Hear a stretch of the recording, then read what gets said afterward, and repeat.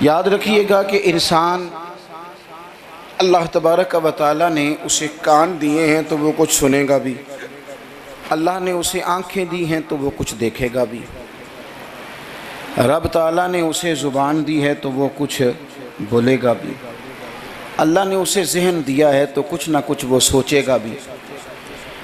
یہ جتنے اعضاء اس کے ان میں حرارت ہے، ان میں تازگی ہے، تو یہ سارے اعضاء کچھ نہ کچھ کرتے بھی رہتے ہیں۔ اگر وجود کے اعضاء اپنا کام صحیح طریقے سے کریں گے تو اجر پائیں گے، ورنہ قرآن مجید نے کہا ہے کہ آنکھوں سے بھی سوال ہوگا، کانوں سے بھی سوال ہوگا، زبان اور دل سے بھی پوچھا جائے گا۔ یہ ساری چیزیں صبح قیامت ان سے سوال جواب کیا جائے گا۔ یہ اعضاء جتنے ہیں یہ کچھ نہ کچھ کریں گے۔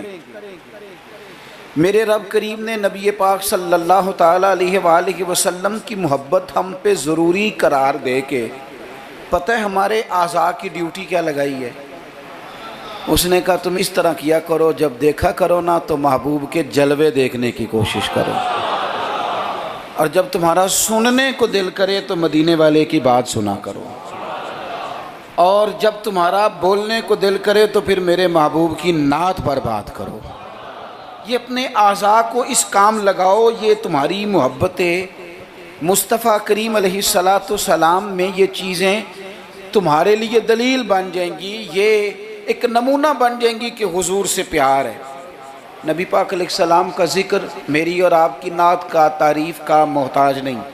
کیوں کہ رب فرماتا ہے وَرَفَعْنَا لَكَ ذِكْرَكَ، اے محبوب ہم نے آپ کے لیے آپ کے ذکر کو بلند کر دیا ہے، ہم نے آپ کے لیے آپ کے تذکرے کو بلند کر دیا۔ تو جن کے ذکر کو اللہ نے بلندی دے دی ہے اس پر کوئی شاعر نعت نہ بھی لکھے، کوئی اچھا نعت خواہ نعت نہ بھی پڑھے معاذ اللہ، کوئی مجمع نعت سننے نہ بھی آئے، تو حضور کا ذکر تو اللہ نے بلند کر دیا ہے۔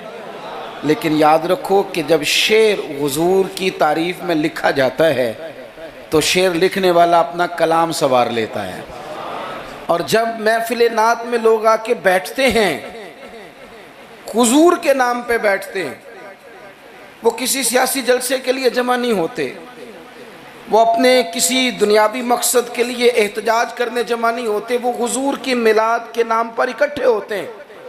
خلاق عالم کے فرشتے تو گواہی دیتے ہوں گے نا، یا اللہ دیکھ کے آئے ہیں ہم، وہ تیرے محبوب کے لیے جمع ہوئے تھے۔ نعت خانوں کیا کمال ہو جائے اگر ہم نعت خوانی کے ساتھ مخلص ہو جائیں، تمہیں پتہ چل جائے گا جب صبح قیامت تمہاری اس نعت خوانی کا وزن ہوگا، تمہیں مزہ آ جائے گا۔ سب سے آگے آگے حسان بن ثابت ہوں گے، اور پھر یہ نعت خوانوں کی پوری لائن حضور کی بارگاہ میں جائے گی۔ تم اپنے آپ کو کیوں کمزور کرتے ہو چند ہزار پہ بیچ کے؟ میری ملت کے نعت خانوں ملا شریف آ گیا، نعت کے حسن کو سمجھو تو صحیح یارو۔ سب سے آگے نعت خانوں کی لائن میں حضرت حسان بن ثابت ہوں گے، اور قیامت تک جو حضور کی نعت پڑھنے والا ہوگا وہ سارے اس لائن میں ہوں گے۔ تمہیں پتہ ہے اس لائن میں کون کون ہوگا؟ ملا عبد الرحمن جامی بھی ہوں گے، سعدی شیرازی بھی ہوں گے۔ اس لائن کے اندر چلتے چلتے تمہیں ڈاکٹر علامہ اقبال بھی ملیں گے، تمہیں یہاں امام احمد رضا فاضل بریلوی بھی ملیں گے، تمہیں کہیں اسی طرز میں کلام کرتے نعت پڑھتے اعظم چشتی مرحوم بھی ملیں گے، محمد علی ظہوری بھی ملیں گے، تمہیں اس میں نعت پڑھتے پڑھتے کئی لوگ ملیں گے۔ کتنے نصیبوں والے ہو، اس لائن میں جاؤ گے جس لائن میں رسول اللہ کے غلام لگے ہوں گے۔ اعلیٰ حضرت کہتے ہیں یہ تیری زبان حضور کے لیے، حضور کے لیے، یہ اللہ نے بنائی ہے اپنے ذکر کے لیے، محبوب کریم کی نعت کے لیے۔ تو کیا کریں؟ اور یار سارا دن اس نے باتیں تو کرنی ہیں، اللہ جانتا ہے یہ باتیں کرنے کا دور ہے، چپ نہیں بیٹھتے۔ بعض لوگوں کو کہنا پڑتا ہے کہ چل یار کو 10 منٹ چپ بھی کر جا، کوئی ہمیں بھی موقع دے تھوڑا سا بولنے کا، اور کوئی تو تھوڑی سی سن بھی لے کسی کی، کہنا پڑتا ہے۔ اتنی جو باتیں کرتے ہو، اتنی جو خوش آمدیں کرتے ہو، تو اعلیٰ حضرت مشورہ دیتے ہیں، فرماتے ہیں ذکر ان کا چھیڑیے ہر بات پر، ذکر ان کا چھیڑیے ہر بات پر، بات شادی کو ہو تو حضور کا ذکر چھیڑ دو کہ نبی پاک کا شادی کا طریقہ کیا ہے، حضور نے یہاں کیا ہمارے لیے طریقہ مبارکہ چھوڑا ہے، ذکر ان کا چھیڑیے ہر بات پر۔ تو اگر ذکر بچے کے عقیقے کا ہو تو دیکھ لو حضور نے ہمارے لیے کیا سنت چھوڑی ہے، اگر یہاں موقع تجارت کا ہو تو دیکھ لو نبی پاک نے تجارت کے معاملے میں کیا احکامات دیے ہیں، اگر موقع ہو زندگی میں آزمائش کا تو پھر بھی دیکھ لو حضور کا کیا یہاں ہمارے لیے طرز حیات ہے، اور اگر موقع ہو اللہ کی دی ہوئی نعمت کا تو پھر بھی دیکھو کہ حضور کے نقوش راہ کیا ہیں۔ بس اپنے آپ کو ہر وقت حضور کے خیال میں گم کر لو۔ فاضل بریلوی کا مشورہ ہے، وہ کہتے ہیں ٹھوکریں کھاتے پھرو گے ان کے در پہ آ پڑو، ورنہ تو ٹھوکریں ہیں زمانے کی، لوگوں کی تعریف کتنی کو کرو گے، کتنی کو تھکا دیں گے تمہاری زبانیں، حضور کی تعریف کرو، ٹھوکریں کھاتے پھرو گے ان کے در پہ آ پڑو۔ قافلہ تو اے رضا اول گیا آخر گیا، حضور کے دروازے پہ آؤ، نبی پاک کی تعریف کرو اور پھر حضور کی تعریف سنیں۔ میں بڑے درد کے ساتھ ایک بات عرض کروں، میں بڑے درد کے ساتھ دکھی دل کے ساتھ ایک بات عرض کروں، میلاد کی محفلوں میں غریب لوگ رہ گئے۔ وہ امیرو، تم سیاسی جلسوں میں بڑے شوق سے جاتے ہو، تمہاری پجارو بھی جاتی ہے، اس پر کسی سیاستدان کا فوٹو بھی لگاتے ہو، جھنڈا بھی لگاتے ہو، بڑے خرچے کرتے ہو، جیبوں سے پیسے لگاتے ہو۔ کیا عجیب تمہاری منطق ہے، جس محبوب کے صدقے رب نے تمہیں سارا کچھ دیا ہے، اس محبوب کریم علیہ السلام کی محفل آئے تو وہ غریبوں کے حصے میں آتی ہے، وہ کمزوروں کے حصے میں آتی ہے، اور تم جا کر کے چرچے کرتے ہو ان کے۔ یاد رکھنا، سمجھ لینا، دنیا کا سب سے خوش قسمت شخص وہ ہوتا ہے جسے اللہ اپنے محبوب کی غلامی کے لیے پسند فرما لیتا ہے۔ یار اس طرف تم توجہ ہی نہیں کرتے۔ حضور کا ذکر سنو، ذوق سے نعت سنی جائے۔ نعت نہ پڑھنے سے زیادہ سننے سے تعلق رکھتی ہے۔ نعت خواں اللہ کے فضل سے بڑے ہیں، ہمارے اس شہر میں بڑے بڑے اچھے نعت خواں آپ کو مل جائیں گے، بڑے ہیں، لیکن نعت سننے والے۔ چلیں ناراض کسی نے ہونا ہے تو وہ ہو جائے، جو بڑی بڑی محفلیں کرانے والے لوگ ہیں ان میں سے بھی اکثر احباب ایسے ہیں جنہیں محفل کرانی آتی ہے، نعت سننی نہیں آتی۔ محفل کرانا اور ہے، نعت سننا، یہ سننا ایک کمال ہے۔ اب میں جو اگلی بات کروں گا وہ شاید آپ کے لیے اور زیادہ خوشی کا باعث بنے۔ نعت پڑھتے صحابہ تھے، سنتے مدینے والے محبوب۔ آپ سننے کا درجہ تو دیکھیں نا، کتنا معاملہ منفرد ہے۔ حضور کے ذکر کو سننا، نبی پاک کی بات کو، یہ منافقوں کا طریقہ تھا کہ حضور کی بات جب ہوتی تھی، نبی پاک جب بات کرتے تھے تو وہ کھیل کود میں لگ جاتے تھے، حضور کی بات نہ سنتے، سننے نہ دیتے تاکہ کسی پہ اثر نہ ہو جائے۔ مومن کیا کرتا ہے؟ اعلیٰ حضرت فاضل بریلوی یہاں بھی سبق پڑھاتے ہیں، وہ کہتے ہیں عرش پہ تازہ چھیڑ چھاڑ، ابھی تازی باتیں چھڑی ہیں نبی پاک کی عرش پہ، ابھی فرشتوں نے نیا کلام چھیڑا ہے حضور کا۔ کہتے ہیں عرش پہ تازہ چھیڑ چھاڑ اور فرش پہ طرفہ دھوم دھام۔ وہاں حضور کا ذکر چھڑا ہوا ہے اور یہاں تو دھوم مچی ہوئی ہے، غلاموں نے مچائی ہے۔ عرش پہ تازہ چھیڑ چھاڑ، فرش پہ طرفہ دھوم دھام، بس کان جدھر بھی لگا یہ تیری ہی داستان ہے۔ میں عرض کروں، ادھر دیکھو میری طرف، میری ملت کے جوانوں، ہماری زندگیاں کمزور ہیں، ہمارے ذمے بڑے سارے حقوق ہیں، بوڑھے ماں باپ کے جھریوں والے چہرے ہمیں بڑا پریشان کرتے ہیں۔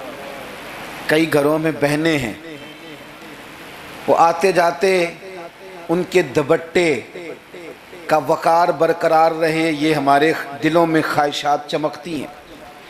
بیٹی چھوٹی سی بھی آنگن میں دوڑ رہی ہو تو باپ نہ چھوٹی بیٹی دیکھ کے بھی کہتا ہے اللہ نصیبہ اچھا کر دو، اللہ اس پہ رحمت کرنا۔ اسے زمانے کی ہمارے ذمہ ڈیوٹیاں ہیں، ان ڈیوٹیوں کے لیے نا ہم اپنے گھر سے نکلے ہوئے ہیں۔ کوئی مزدوری کرتا ہے، کوئی محنت کرتا ہے، کوئی ادھر جاتا ہے. اس رستے میں نا ہمارا کئی لوگوں سے واسطہ پڑتا ہے. کچھ ہم سے اپنے قصیدے پڑھواتے ہیں، کچھ تعریفیں کرواتے ہیں، کئی جھوٹ بلواتے ہیں. کئی کہتے ہیں تو یہ والا کام کر پھر نوکری مل جائے گی. کئی کہتے ہیں تو میرے ساتھ لگ جا، تو کہہ کہ میں بڑا اچھا آدمی ہوں تو شاید میں تجھے کسی یورپ کے ملک کا ویزا دلا دوں. یہ جھوٹے ہیں سارے، یہ جھوٹی تعریف کرائیں گے، تیری زبان کو دھوکے کا عادی کر دیں گے، تیرے مزاج کے اندر ایسی چیزیں بھر دیں گے جو تیرے لیے نقصان کا باعث ہوں گے. یہ تجھے پتلی کا تماشا بنا دیں گے، ریموٹ کنٹرول بنا دیں گے. یہ دنیا تھکا مارتی ہے. یہ اتنا دیتے نہیں جتنا پریشان کرتے ہیں. یاد رکھو یہ ساری چیزیں دھوکہ ہیں. دنیا میں ایک دروازہ ایسا ہے جس کی تعریف کرو نا تو دنیا بھی آخری حد تک ملتی ہے، اور آخرت میں تو خدا پھر فضل ہی بڑا فرمائے گا. اور وہ دروازہ ہے مدینے والے محبوب کا، وہ نبی کریم کا دروازہ ہے. حضور کی جو تعریف ہے نا، جو نبی پاک کی چوکھٹ کی تعریف کرنے والے ہیں، حضور کے دروازے کی جو تعریف کرنے والے ہیں نبی پاک کی، ان میں سادے سادے لوگ بھی ہیں. مجھے نہیں پتا کہ زیادہ سریلا نعت خواں کون ہے، مجھے نہیں پتا آج کل زیادہ ریٹ کس کا ہے، میں نہیں جانتا.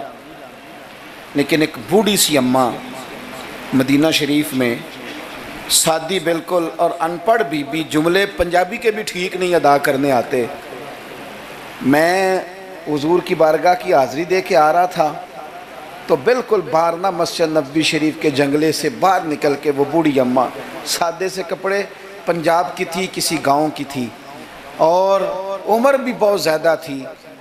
اس کے سادے سے جملے، وہ دور بیٹھ کے نا، چونکہ قریب تو خواتین کا آنا درست ہے بھی نہیں اور وہ آنے بھی نہیں دیتے، پیچھے باہر ہم نکلے بازار میں تو وہاں نہ شاید کسی کا انتظار کر رہی تھی. بچے نے وقت دیا ہوگا کہ اماں تو یہاں بیٹھ جانا تو میں آ جاؤں گا، تو وہاں بیٹھی تھی. چلیں میں نے بھی بہت سارے نعتیں سنی ہیں الحمدللہ، سنتے رہیں گے جب تک زندہ ہیں. پر اس بوڑھی اماں کے نا دو جملے، دو فکرے، پھٹ گیا میرا کلیجہ اور کئی دن میں روتا رہا. وہ اپنے لب و لہجے میں نا، اپنے انداز میں، سادے کپڑے اس کے اور سادہ اور پرانا دوپٹہ، اور زمین پہ اسی طرح بیٹھی تھی جس طرح غریب لوگ بیٹھ جاتے ہیں روٹی کھانے کے لیے، مزدور بیٹھ جاتے ہیں. پتہ کیا کہہ رہی تھی؟ نعت کیا پڑھ رہی تھی؟ کیا اس کا انداز تھا نعت پڑھنے کا؟ وہ کبھی دیہاتوں میں سادی عورتیں جس طرح بات کرتی تھی، ہماری بوڑھی مائیں اس طرح وہ بات کر رہی تھی، اور اشارے کر کے نا مدینے کے در و دیوار کی طرف اپنا مزہ پورا کر رہی تھی. کہہ رہی تھی ویکھو نہیں ویکھو. اس کا لہجہ ہے، ادھار لے کے بات کر رہا ہوں، اس کا لہجہ ہے، اس کی بات ہے. اور شعر میں وزن کیسا ہے اور جملے کی ترتیب کیسی ہے یہ شاعر بتائیں گے. مجھے تو لطف آیا تھا تو میں بات آگے نقل کر رہا ہوں. وہ کہہ رہی ہے اور وہ مطلب عوام کو متوجہ نہیں کر رہی، وہاں تو ہے ہی کوئی نہیں، اکیلی بیٹھی ہے، اپنا ذوق پورا کر رہی ہے. اور لگتا ہے کہ وہ نا، مجھے یوں لگتا ہے کہ جیسے نا وہ حور و غلمان کو متوجہ کر کے کہہ رہی ہے، اور اس کی آنکھوں میں آنسو ہیں.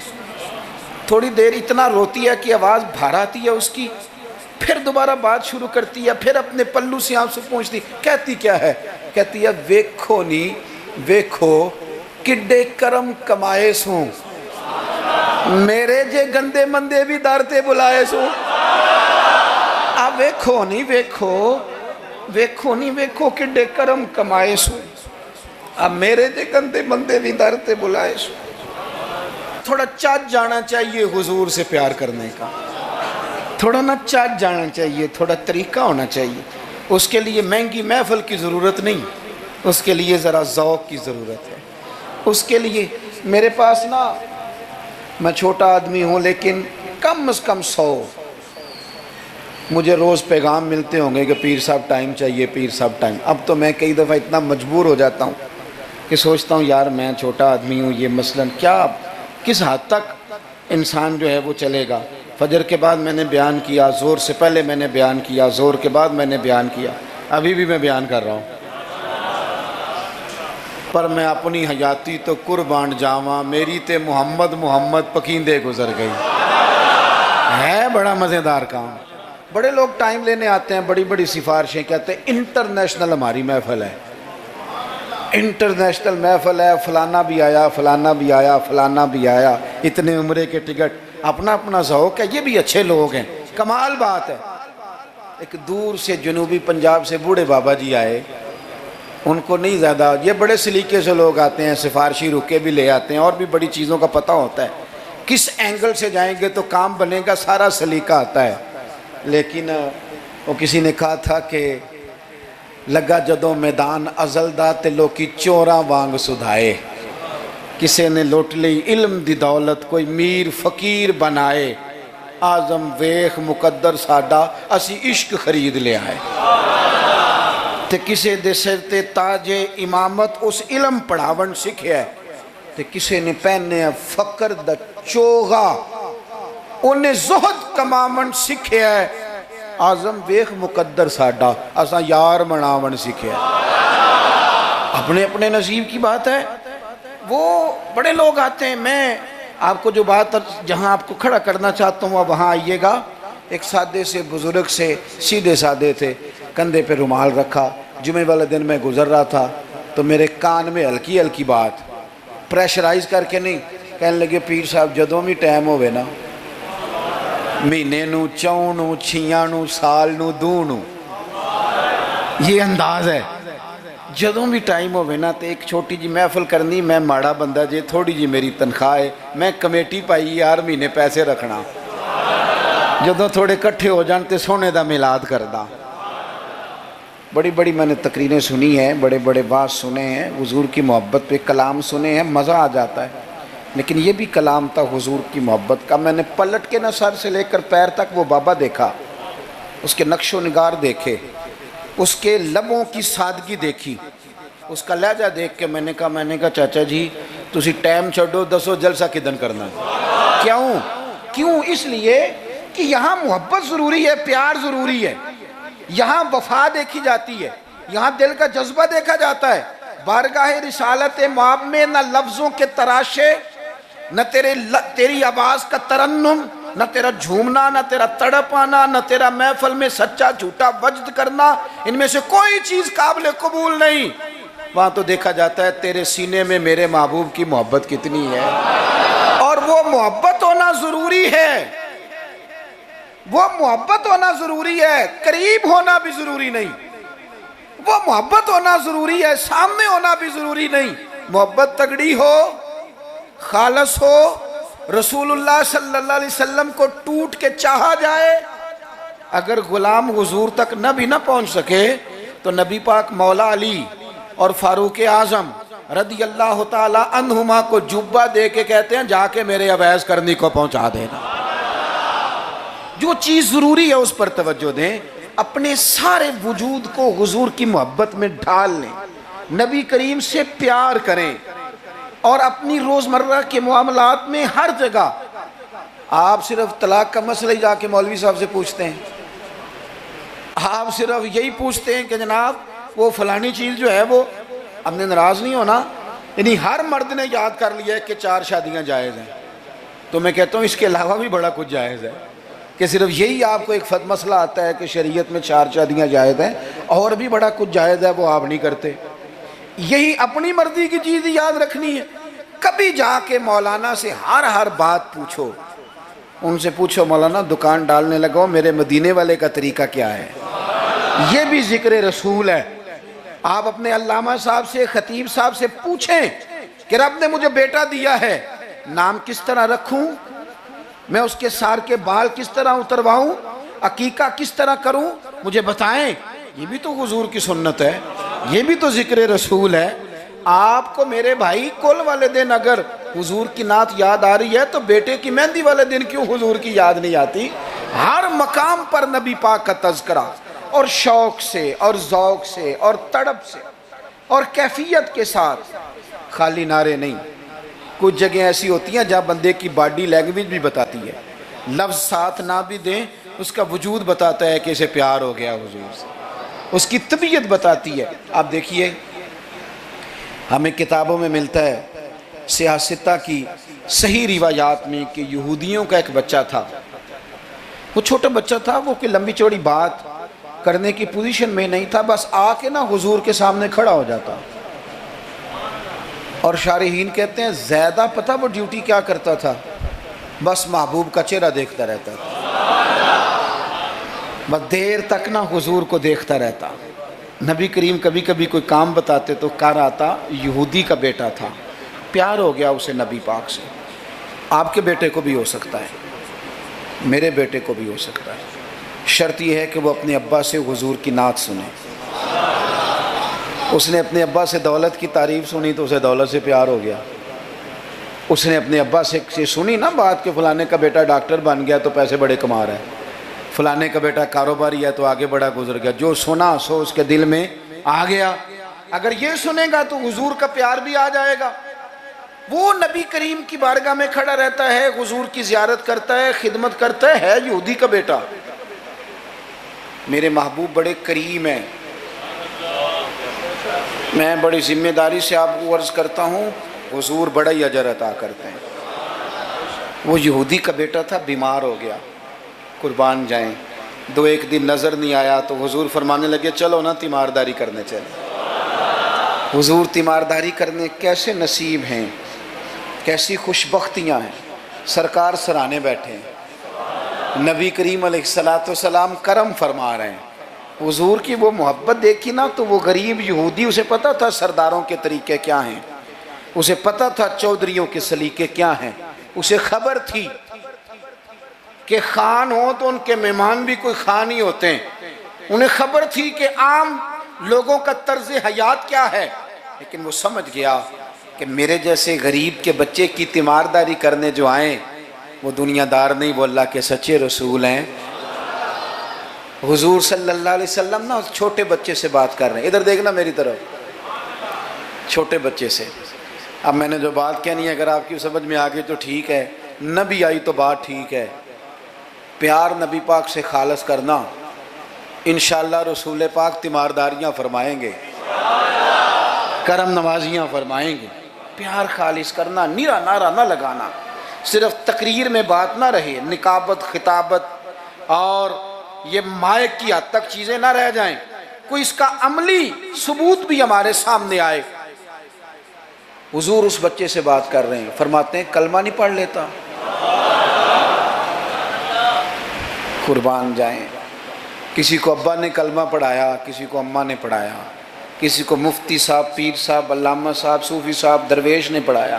اس کے بھی تو ذرا نصیب دیکھو نا، کلمہ نہیں پڑھ لیتا. تو اس بچے نے نا نظروں ہی نظروں میں اپنے باپ کی طرف دیکھا، پڑھ لوں کلمہ، نظروں ہی نظروں میں پوچھ رہا ہے. تو والد کو بھی پتا تھا نا کہ یہ کون ہے، ایسے تھوڑی کوئی آ جاتا ہے تیمارداری کرنے. بڑے پیارے ہوتے ہیں بچے ماں باپ کو. تو باپ نے آگے بڑھ کے اس بچے کی پیشانی پہ ہاتھ رکھا، کہنے لگے پتر جس طرح یہ کہتے ہیں نا ویسے ہی کر لے. آپ پیار تو خالص کریں نبی پاک سے. حضور نے کلمہ پڑھایا، وہ شخص کلمہ پڑھ کے مسلمان ہو گیا، اس کی روح پرواز کر گئی. بڑا نصیبہ والا تھا جس کا جنازہ بھی مدینے والے محبوب نے پڑھا، جس پر کرم نوازیاں بھی حضور نے فرمائی.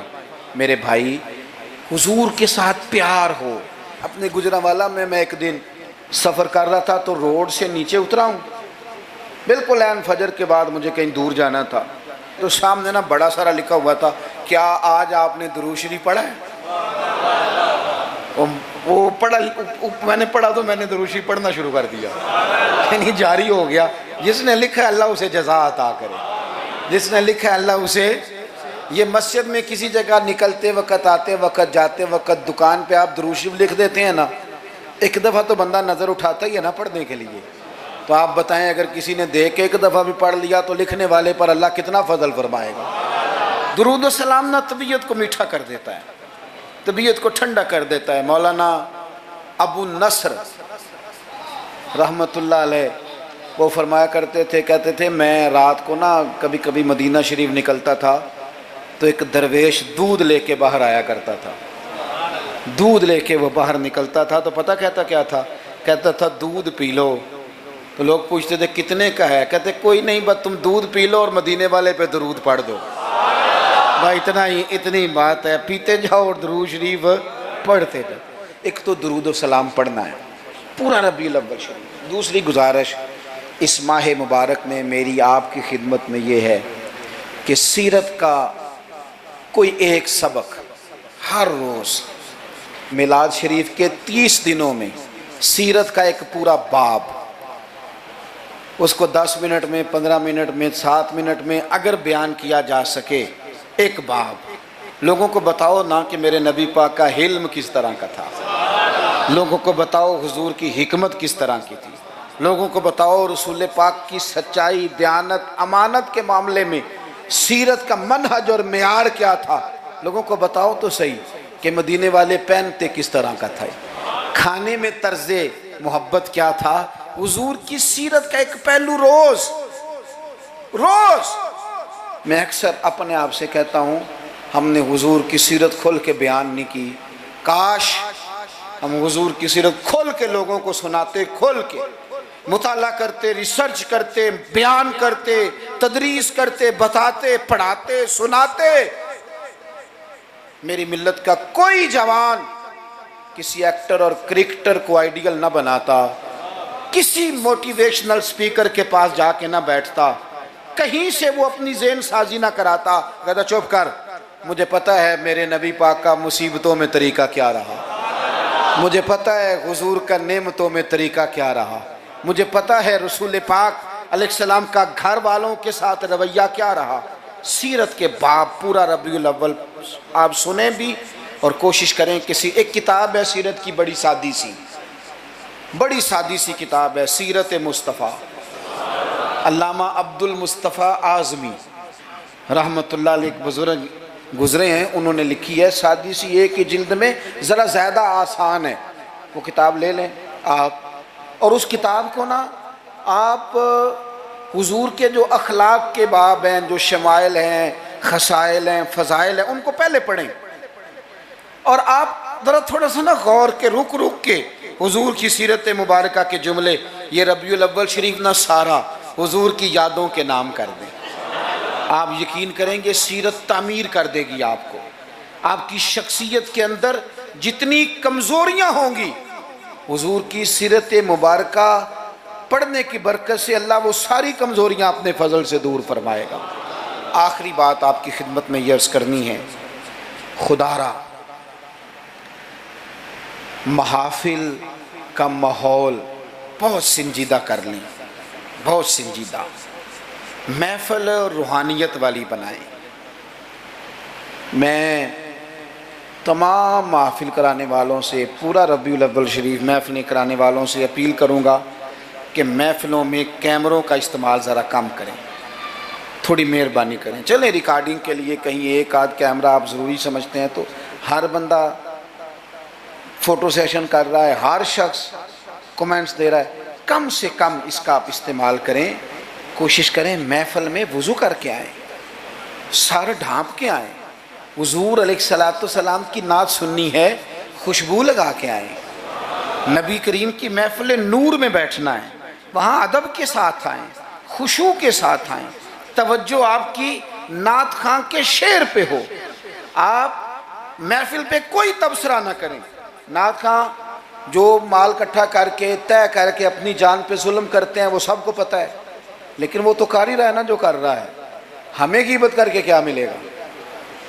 آپ نصیحت کے انداز میں کو بات کریں تو کریں، محفل کے اندر بیٹھ کے اس کی نعت بھی سن رہے ہیں اور ساتھ ساتھ جناب آپ تبصرہ بھی کر رہے ہیں کہ 40,000 لیتا ہے، تو آپ کو تو کوئی نعت کا مزہ نہ آیا، آپ تو اسی چکر میں رہے کہ اس نے لیا کیا ہے۔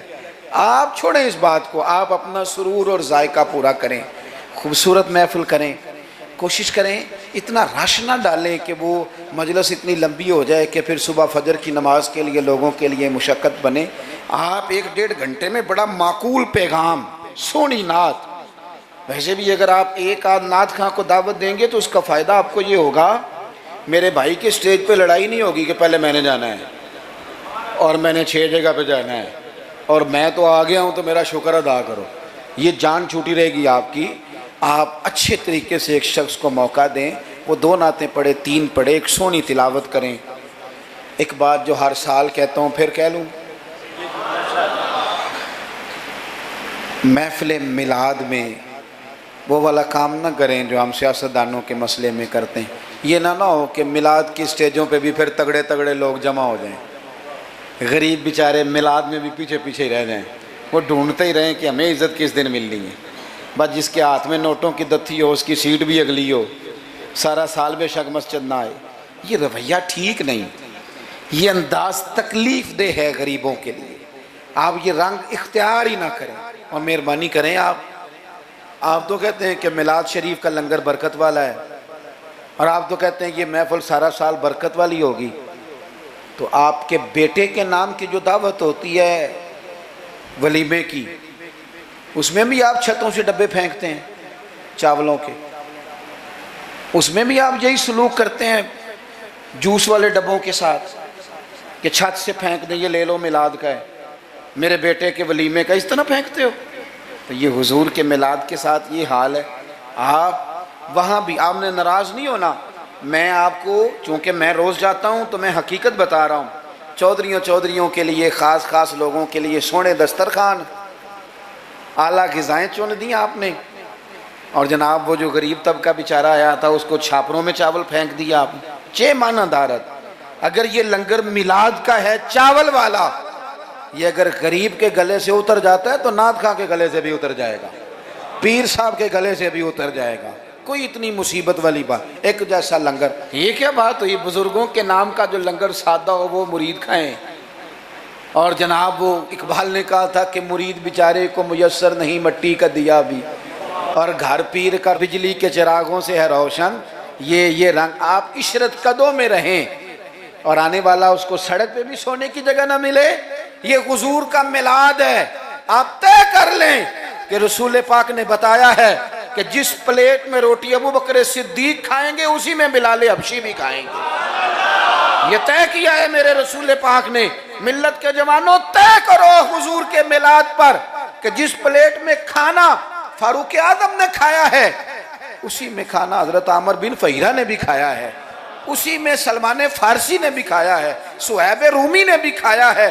ایک ہی صف تھی۔ اگر حضرت ابو ذر غفاری کے منہ سے نکل گیا جناب بلال کے لیے کہ او حبشن کے بیٹے، تو نبی پاک نے کہا کہ ابو ذر تو چودھریوں کا پتر ہے، تیری بڑی شان ہے، بندہ بھی بڑا سچا ہے، بڑی عظمتوں والا ہے، پر جتنی شان تیری ہے بلال کی بھی اتنی ہے، کرنا معذرت۔ تو سیدنا ابو ذر غفاری نے پھر حضرت بلال کے آگے لیٹ کے کہا تھا اب حالات بدل گئے ہیں، اب غریبوں کی غربتیں بازاروں میں رولی نہیں جائیں گی، اب مدینے والے کا دور ہے، یہ وہ دور ہے جس میں عزت ہی عزت ہے۔ فرمایا اب اپنا پیر اٹھا اور میرے سینے پہ رکھ، میں بتاؤں کہ تھے تو آپ حبشن کے بیٹے ہی، پر جب سے مدینے والے کا کلمہ پڑھ گئے ہیں ہم سب کے سردار ہو گئے۔ کم از کم آپ حضور کے میلاد کے نام کی محفل میں اتنا تو کریں کہ امیر غریب کی روٹی ایک جیسی کر دیں، ہو جائے گا؟ ہاں نہ نہیں کرتے، ہو جائے گا؟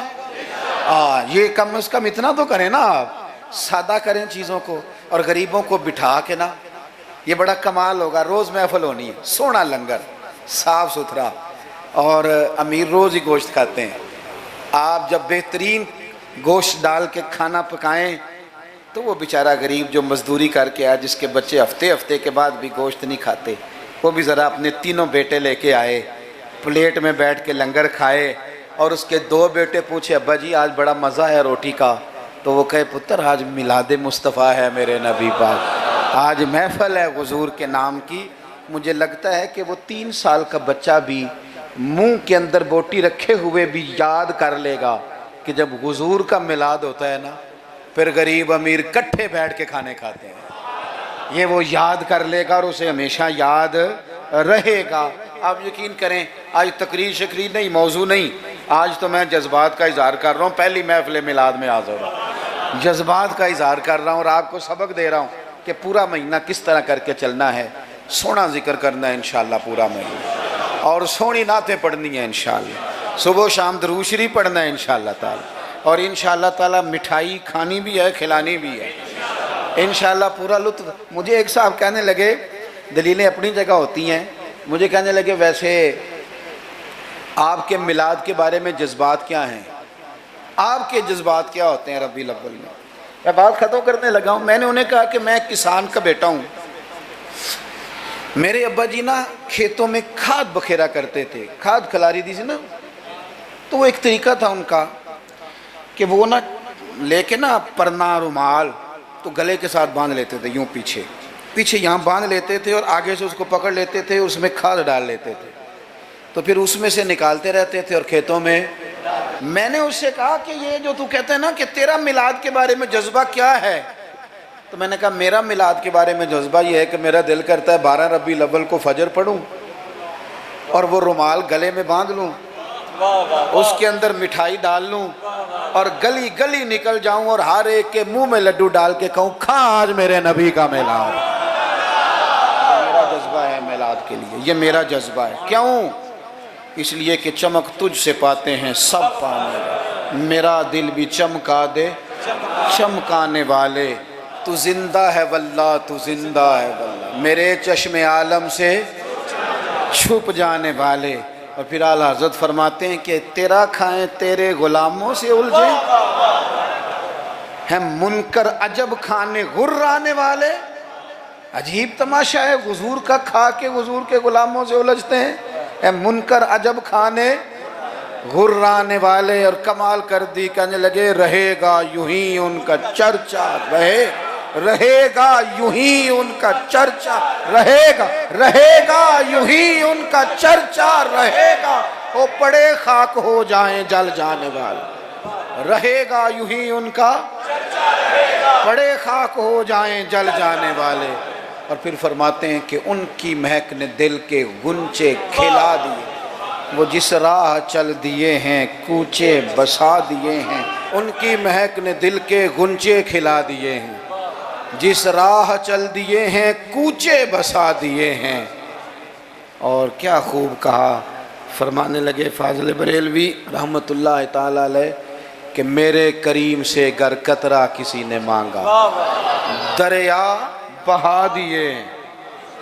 اگر میں اپنے لفظوں میں سمجھانے کے لیے کہوں تو کہوں گا اس کی طرف جس نے مانگا تھا, اس کی طرف دریا بہا دیے ہیں, دربے بہا دیے ہیں.